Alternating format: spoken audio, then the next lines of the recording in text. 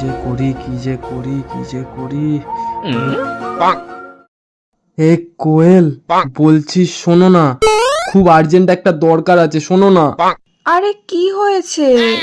শোনো না, আজকে না আমার একদম অফিস যেতে ভাল লাগছে না। আমি যদি বসকে বলি, বস আমাকে কোনো মতেই ছুটি দেবে না।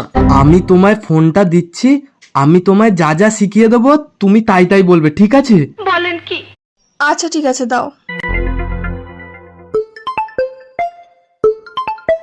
এ আবার ফোন আসছে বসের। এনো কথা বলো। হ্যাঁ বল। হ্যাঁ স্যার বলুন। বলো, আজকে আমি অফিস যেতে পারবো না। স্যার ও আজকে স্যার যেতে পারবে না স্যার। কেন আসতে পারবে না ও আজকে অফিসে? এই তুমি আজকে অফিস আসতে পারবে না কেন? কি বলবো? কি বলবো? বলো, দিদা দাদুকে আম খেতে দিয়েছিল, আম খেয়ে দাদু মরে গেছে। আচ্ছা আচ্ছা। হ্যালো স্যার, দিদা দাদুকে খেতে দিয়েছিল, আম মরে গেছে। আরে আম মরেনি তো, দিদা খেতে দিয়েছিল মরে গেছে। ও স্যার, আম মরেনি, দিদা মরে গেছে। আরে আম কেন মরে যাবে, দিদা কেন মরে যাবে? দিদা দাদুকে আম খেতে দিয়েছিল, দাদু আম খেয়ে স্ট্রোক হয়ে মরে গেছে। আরে স্যার, দিদা মরেনি। আম মরে গেছে দাদুকে খেয়ে।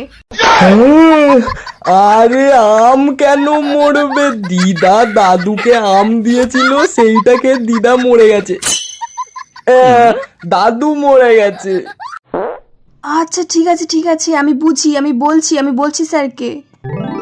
হ্যালো স্যার, দিদা দাদুকে খেয়ে আম মরে গেছে। আরে তুই দিদা দাদুকে খায়নি, দাদু আম খেয়েছিল মরে গেছে, দাদু মরে গেছে। হ্যাঁ স্যার, মানে দাদু মরেনি, আম মরে গেছে দাদুকে খেয়ে।